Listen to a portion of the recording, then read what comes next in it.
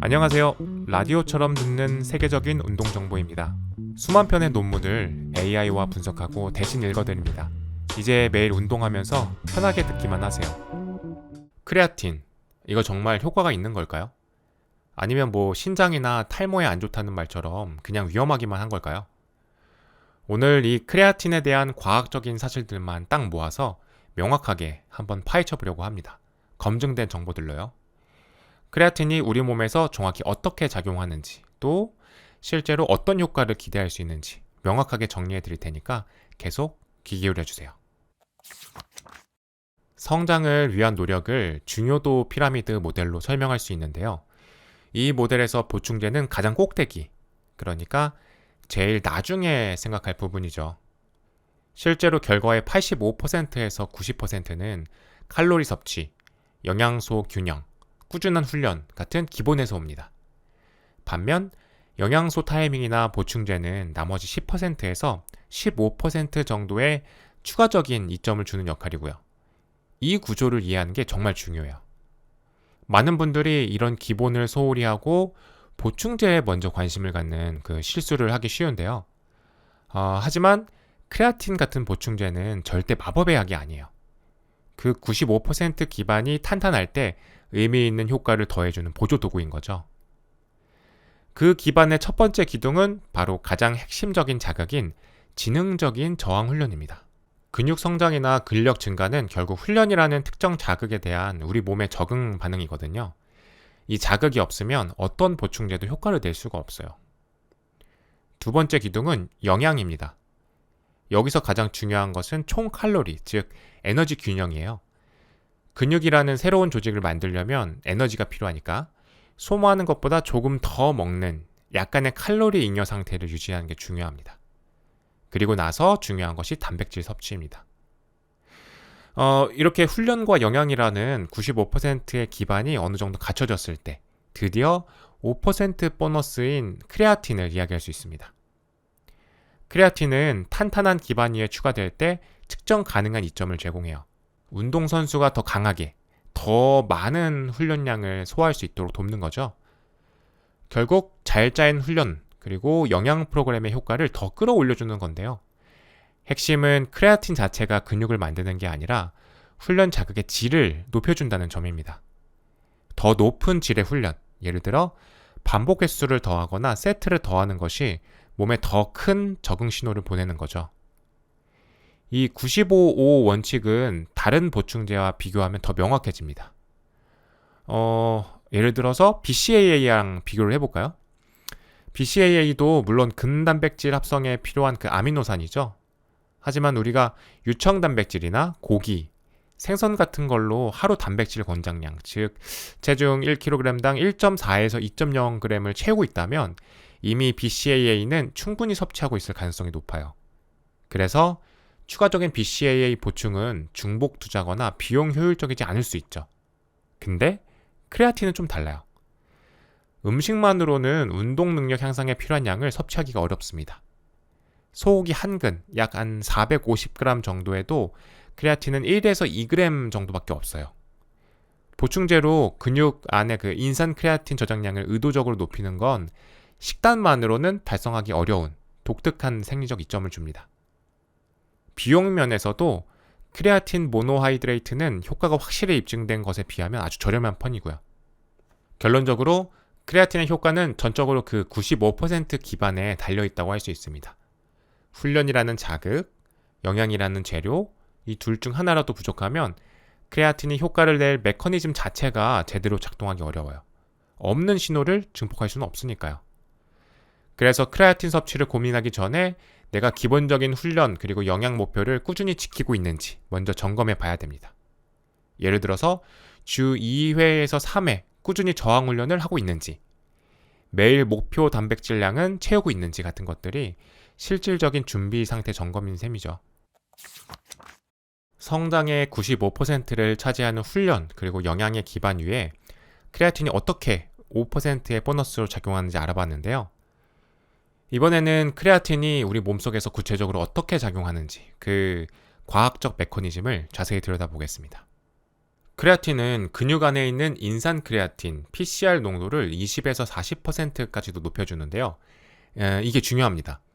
우리가 짧고 아주 강한 힘을 쓸 때요. 한 10초에서 30초 안 되는 그런 고강도 운동 말이죠. 그때 아데노신 3인산, ATP라는 에너지가 확 소모되면서 아데노신 2인산, ADP로 바뀌잖아요. 그때 이 PCR이 자기 인산기를 딱 떼서 ADP에 붙여줘요. 그래서 ATP를 아주 빠르게 다시 만드는 그런 원리인 거죠. 그 덕분에 이제 그 운동 수행 능력이 좋아지는 거고요. 피로도 덜 느끼게 되죠. 단순히 힘만 세지는 게 아니라 근육 크기, 그러니까 근성장에도 영향을 미치는데요. 여러 경로가 있습니다. 간접적인 것부터 좀 볼까요? 아까 말씀드린 그 에너지 공급 능력이 좋아지니까 훈련 자체를 더 강하게, 더 많이 할 수 있게 되는 거잖아요. 그게 쌓이면 결국 전체 훈련량이 늘어나는 거고요. 시간이 지나면서 이게 결국 그 누적 훈련 볼륨 증가로 이어지는데, 이 훈련 볼륨이야말로 근육 크기를 키우는 가장 중요한 요인 중 하나거든요. 근데 직접적인 효과도 있어요. 한 가지는 세포 용적 증가 효과입니다. 크레아틴은 그 삼투질이에요. 그래서 근육세포 안으로 물을 좀 끌어당깁니다. 크레아틴 처음 먹기 시작하면 체중이 한 1에서 2kg 정도 확 늘 때가 있는데, 그게 바로 이 수분일 가능성이 높죠. 이게 그냥 그 물무게가 아니냐고 생각하실 수도 있는데요. 이게 굉장히 흥미로운 지점입니다. 이 세포 팽창 현상, 그러니까 세포가 물을 머금어서 커지는 것 자체가 단순한 수분 무게 이상이라는 거예요. 세포 팽창 자체가 독립적인 동화작용 신호, 그러니까 성장하라는 신호로 작용해서 단백질 합성은 늘리고 또 단백질 분해는 줄여서 근성장을 직접 유도할 수 있다. 뭐 이런 가설이 있습니다. 또 다른 직접적인 경로도 있는데요. 동화작용 신호 전달 체계나 유전자 발현에도 영향을 줍니다. 저항 운동이랑 그 크레아틴을 같이 섭취하면요. 근섬유 주변에 있는 위성세포라고 하는 근육 성장에 중요한 역할을 하는 세포가 있는데, 그 수가 늘어나거나 활성화되는 걸 증폭시킬 수 있습니다. 그리고 근육세포 안에 있는 핵, 즉 근핵의 농도를 더 증가시킬 수 있고요. 근핵이 많아지면 그만큼 근육세포가 단백질을 만들고 관리할 수 있는 능력이 커지는 거라서 장기적으로 근육이 더 크게 자랄 수 있는 잠재력을 높여주는 셈이죠. 그리고 미오게닌이나 그 근형성 조제혈 인자들의 발현, 그러니까 유전자 스위치를 더 켜는 효과도 있을 수 있습니다. 일부 연구에서는 그 강력한 성장 호르몬인 인슐린 유사 성장 인자 수치를 높일 수 있다는 가능성도 제기되고요. 그럼 이게 직접적으로 근육 단백질 합성을 촉진하는 거냐, 이렇게 물으실 수 있는데, 이 부분이 조금 이제 미묘해요. 몇몇 인체 연구 결과를 보면 크레아틴 보충이 휴식할 때나 그 운동 직후에 근단백질 합성 속도를 직접적으로 확 높이지는 않는다, 이렇게 보고하고 있습니다. 근데 근단백질 합성은 근육이 스스로를 만들고 고치는 속도인데, 이걸 직접 빠르게 하는 건 아니라는 거죠. 그래서 크레아틴의 근성장 효과는 단순히 그 근단백질 합성 스위치를 팍 켜는 게 아니라 아까 말한 여러 요인들이 복합적으로 작용한 그 결과로 보는 게 더 타당해 보입니다.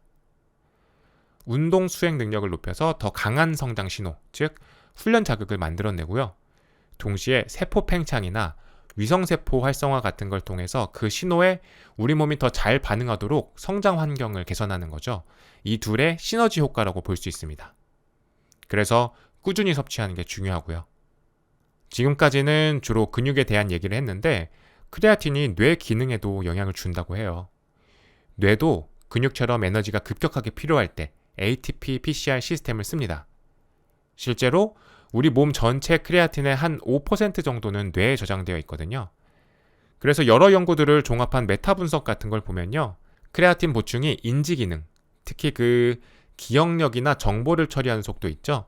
이런 것들을 유의미하게 향상시킬 수 있다고 나옵니다. 이 효과가 모든 사람에게 동일하게 나타나는 건 아니고요. 아무래도 효과가 좀 더 두드러지게 나타나는 경향이 있는 집단이 있습니다. 예를 들면 노인분들 혹은 평소 육류 섭취가 적어서 체내 크레아틴 수치가 좀 낮은 편인 그 채식주의자, 비건 분들에게서 인지기능 향상 효과가 더 뚜렷하게 관찰되는 편입니다. 하지만 계획을 세우거나 문제를 해결하는 능력 같은 그 실행 기능에 대한 효과는 아직 좀 그 불분명한 면이 있어서요. 크레아틴의 인지적 이점이 모든 영역에 걸친다기보다는 그 특정 영역에 좀 더 집중될 수 있다는 점은 참고해야 됩니다. 자, 그럼 정리를 해볼게요. 크레아틴은 우선 근육 내 인산 크레아틴 PCR 저장을 늘려서 고강도 운동을 할 때 그 아데노신 3인산 ATP를 더 빨리 만들어내게 돕습니다. 이게 가장 기본이고요. 그리고 이렇게 운동을 더 잘하게 되니까 결과적으로 훈련량 자체가 더 늘어나서 간접적으로 근성장을 촉진하게 됩니다. 거기에 더해서 직접적으로도 그 세포가 수분을 머금어 커지는 그 세포 용적 증가, 그리고 위성세포 활성화, 성장 관련 신호 조절 같은 세포 수준의 변화들도 근성장에 기여를 하죠. 간접적인 효과 그리고 직접적인 효과가 다 있는 겁니다. 뇌 기능 측면에서도 봐야 되는데요. 뇌 역시 ATP PCR 시스템을 이용하기 때문에 크레아틴 보충이 기억력이나 정보 처리 속도 같은 그 특정 인지 기능을 개선할 수 있고, 특히 노인이나 채식주의자에게서 이 효과가 더 잘 나타날 수 있습니다. 결국 크레아틴의 효과는 단순히 단기적인 에너지 공급을 넘어서는 거죠. 훈련이라는 자극 자체를 더 강하게 만들고 또 그 자극에 대한 우리 몸의 세포 반응성을 더 좋게 만드는 이런 시너지 효과를 통해서 장기적인 적응, 즉 근육 성장이나 잠재적인 인지 능력 향상을 이끌어내는 과정이라고 이해할 수 있겠습니다. 지금까지 크레아틴이 ATP 제합성, 세포 용적 증가, 그리고 뇌기능 향상 등 다양한 과학적 원리를 통해서 작동한다는 점을 살펴보았는데요. 그렇다면 이러한 원리들이 실제로 신체에 어느 정도의 변화를 가져올까요? 이번에는 구체적인 수치를 통해서 현실적인 기대치를 한번 알아보겠습니다. 크레아틴 보충 그리고 저항 훈련을 병행했을 때 근력이 얼마나 더 증가하는지 한번 살펴볼 텐데요. 실제로 그냥 훈련만 할 때보다 평균적으로 약 8% 정도 근력이 더 세진다는 메타 분석 결과가 있었습니다. 이게 기준선에서 얼마나 늘었나 비교해보면 크레아틴을 사용한 그룹은 20%가 늘었는데 안 쓴 그룹은 12% 정도 늘었다는 보고예요. 그리고 최대 근력만 그런 게 아닙니다. 실패 지점까지, 그러니까 더 이상 못 될 때까지 몇 번 반복할 수 있나를 보는 역도 수행 능력도 비슷하게요. 그 크레아틴 섭취 그룹이 그렇지 않은 그룹보다 14%나 더 향상됐어요. 기준선 대비 향상률로 보면 각각 26% 대 12% 정도로 차이가 난 거죠. 그리고 스프린트 같이 아주 짧고 강하게 하는 운동 능력도 한 5%에서 15%까지 향상된다는 연구 결과들이 꽤 있습니다. 힘도 세지고 더 많이 반복할 수 있게 되니까 그 전반적인 운동 수행 능력이 좋아지는 쪽으로 이어지는 거죠. 근데 힘만 세지는 게 아닙니다. 제지방량, 그러니까 우리가 흔히 말하는 순수 근육량 자체를 늘리는데도 영향을 줍니다. 보통 한 4주에서 12주 정도 꾸준히 섭취하면 평균적으로 1kg에서 2kg 정도 추가로 근육량이 늘어난다고 보고되고 있어요. 아마 보충 초반에 12주 사이에 체중이 갑자기 확 늘어나는 경험을 하신 분도 계실 텐데요. 이게 아주 중요한 포인트입니다. 그건 주로 근육세포 안에 수분이 차면서 발생하는 그 세포 용적 증가 때문인데요. 근육세포가 물을 머금어서 커지는 거죠. 이건 오히려 근육이 크레아틴을 잘 받아들이고 성공적으로 흡수하고 있다는 긍정적인 신호로 해석할 수 있습니다. 그렇게 초반에 수분 보유량이 늘고 더 길게 4주에서 12주 정도 지나면요, 그때부터는 실제로 근육 조직 자체가 성장하는데 기여하게 됩니다.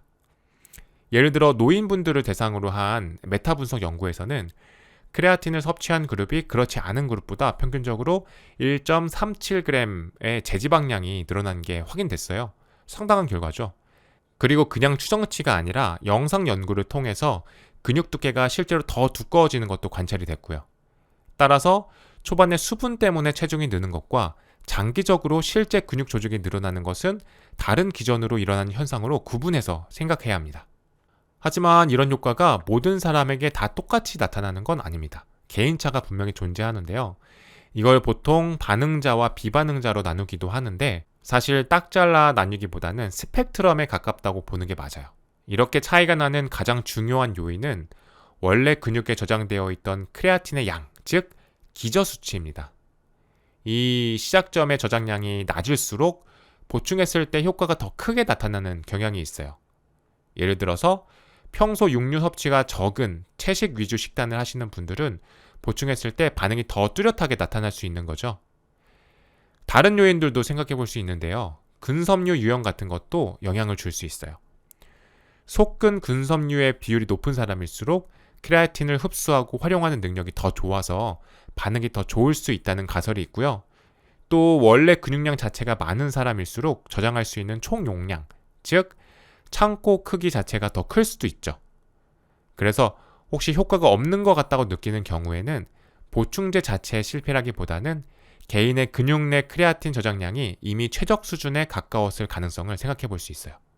그렇다면 내가 크레아틴 효과를 제대로 보고 있는지 어떻게 현실적으로 알 수 있을까요? 가장 확실하고 객관적인 방법은 역시 운동 일지를 꾸준히 쓰는 겁니다. 보충을 시작하고 2주에서 4주 정도 지났을 때 평소 하던 무게로 주요 운동의 반복 횟수가 한두 번이라도 늘었는지 확인해 보는 거예요.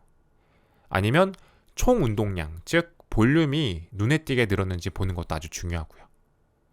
그리고 또 그 RIR이라고 해서 실패 지점까지 몇 회 정도 여유가 남았는지 그 주관적으로 평가하는 지표가 있는데요. 이전에는 거의 실패 지점, 한 RIR 1 정도까지 갔던 세트가 이제는 이거 한두 번 더 할 수 있겠는데? 하고 RIR 2에서 3 정도로 느껴진다면 그것도 아주 긍정적인 신호입니다. 세트 간 회복 능력 향상이나 운동 후반부에도 덜 지치는 느낌 같은 그 주관적인 지표들도 분명히 도움이 될 수 있고요. 물론 처음에 말씀드렸던 초기 체중 증가는 근육이 크레아틴을 잘 흡수하고 있다는 가장 빠르고 강력한 지표 중 하나라고 할 수 있습니다. 이런 것들을 종합적으로 보면서 과연 나에게 약 8%에서 14% 정도의 그 추가적인 근력, 수행 능력 향상이 투자할 만한 가치가 있는 변화인지 이걸 스스로 판단해 볼 수 있는 거죠.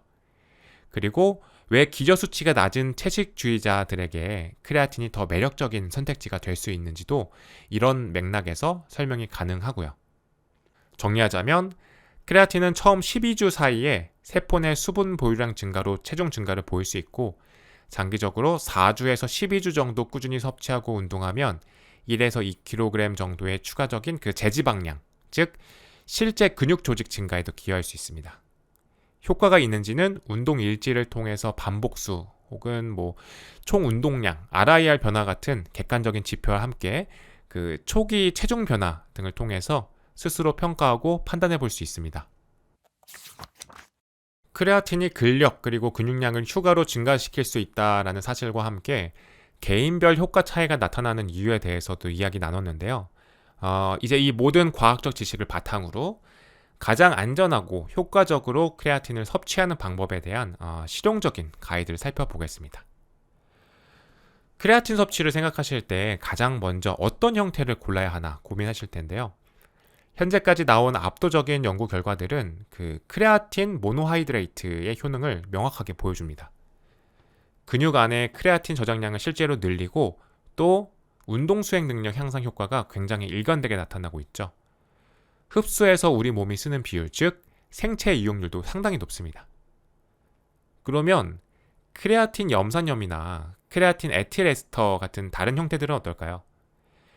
이런 형태들이 더 우수하고 흡수가 잘 된다는 주장들이 있기는 한데 이걸 뒷받침하는 강력한 과학적 증거는 거의 없다고 보시면 됩니다. 오히려 크레아틴 에틸에스터 같은 경우는 체내에서 불안정해가지고 빠르게 분해되고 효과가 오히려 떨어질 수 있다. 이런 연구 결과도 있습니다. 비용 효율성 측면에서도 모노하이드레이트가 가장 경제적입니다. 국제 스포츠 영양학회 공식 입장도 크레아틴 모노하이드레이트가 임상적으로 가장 효과적이고 가장 많은 연구가 이루어진 형태라고 명시하고 있습니다.